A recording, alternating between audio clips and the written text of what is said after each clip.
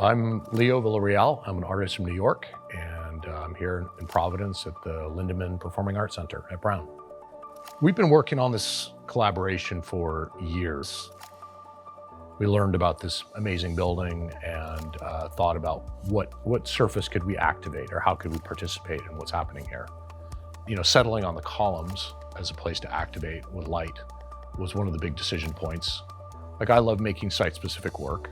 So it's not, here's the sculpture and we send it over. This is absolutely tailored to this building and made, with years and years of preparation and conversations and mock-ups and prototypes and site visits and renderings. And I mean, the behind the scenes work is tremendous, but I couldn't be happier with the results. I feel really, really excited. I've done a lot of work in academic environments, and what's interesting for me is to be in a place where people are learning. And I'm working with a very new form, and I'm combining light and code and technology and space and all these things which are quite unique.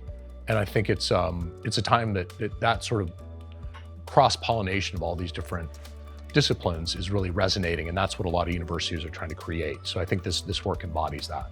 I guess if I had to boil it all down, it would be about time. It's dynamic and ever-changing. It's not static in the way a sculpture or a painting might be. And I think that's really important for the time that we're living in and for what's happening here at the Performing Arts Center. Well, from what I've seen from my time here in Providence and at Brown, the campus is very integrated with the community. It's really inseparable, and it's kind of woven together. So I hope that people who are just driving by or walking by can enjoy the work. And I think that anyone can look at this and have some kind of response. And they don't need to know anything about art history or code or any of these sorts of things. And I think that's very important, that it be accessible and that it be something that people can really engage with.